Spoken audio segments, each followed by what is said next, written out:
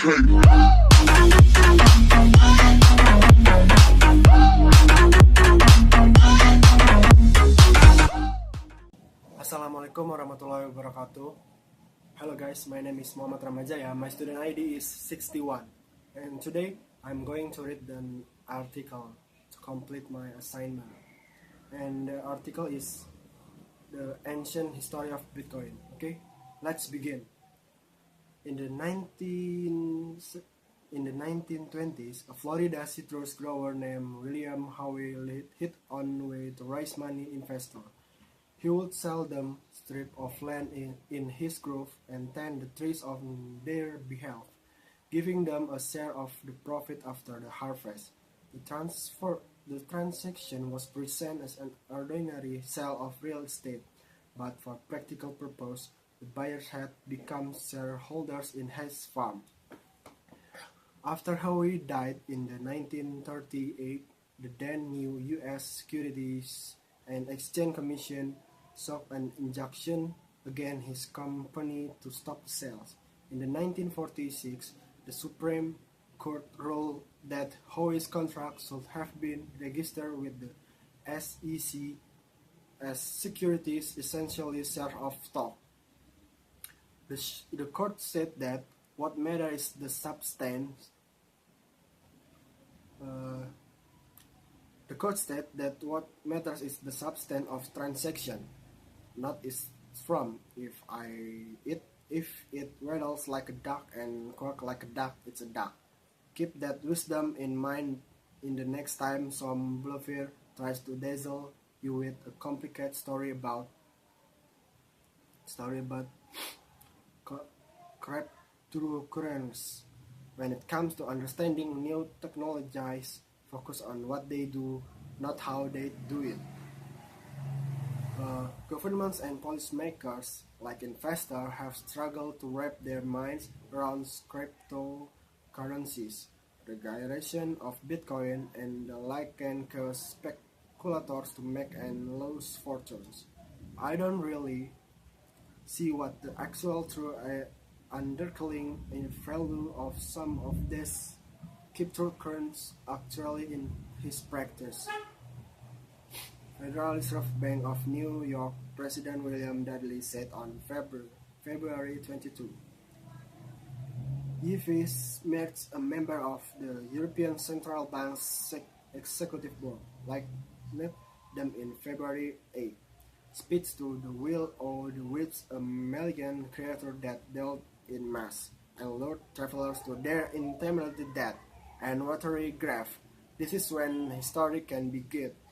Cryptographic money may be new, but money itself is as old civilization. It's taken from of bread, barley, tobacco, curly shells, and even giant stone.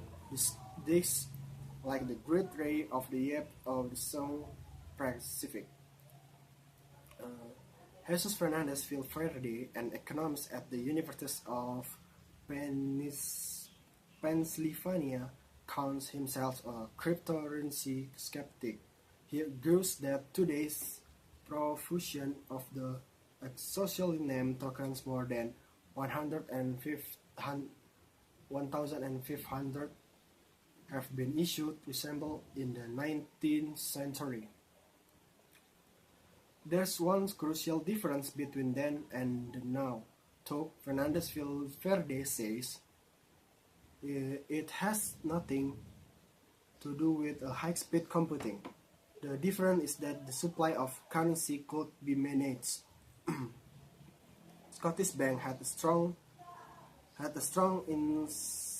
incentive to build public confidence in the stability of the demand.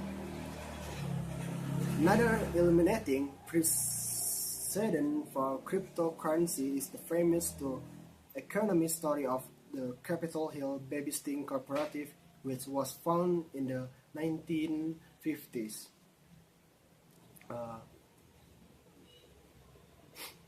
The co-op nearly fell apart in the 1970s because families were holding scrip to make sure they could afford a babysitter when they need one.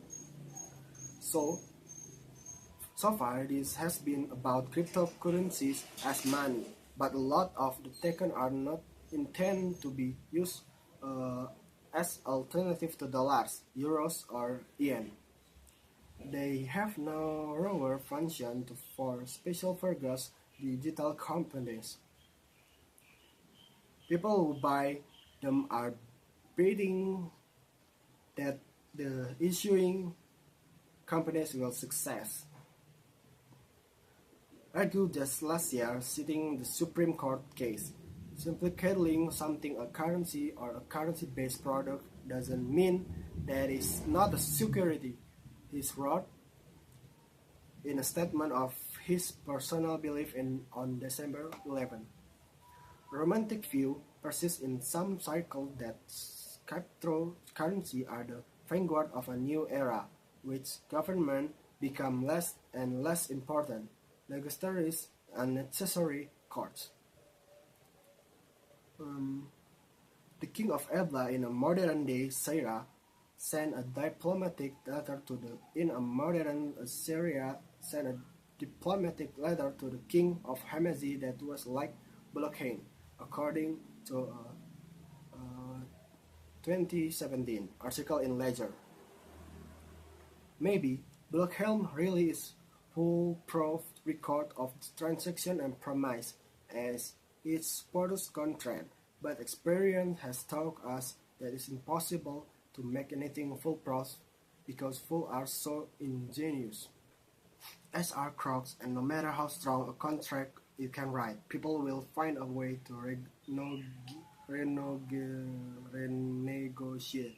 There's even a term, hard fork, for what crypto types to do fix a problem when the system that's supposedly an on autopilot doesn't evolve the way they think it should be because of program error, a hack, or someone's change of mind. With apologies to libertarians to anarchists, the best hope for cryptocurrency is strong regulation that creates public confidence by weeding out crooks on poster. In the 1970s, the economist George Artikel published a paper called "The Market of Le Mans" that explained how the market for used cars break down if people can tell which are clunkers. Afraid of being cheated, they won't pay very much, so sales of good cars will withdraw them for the market, leaving only lemons on the lot. Regulation is thus in the interest of legit used car dealers and legit cryptocurrency users as well. To quote Excellence says, "There's nothing new under in the sun. Better call with Matthew leasing or an Olga carrier." Okay, I think enough for me. Thank you for watching and thank you for attention. See ya.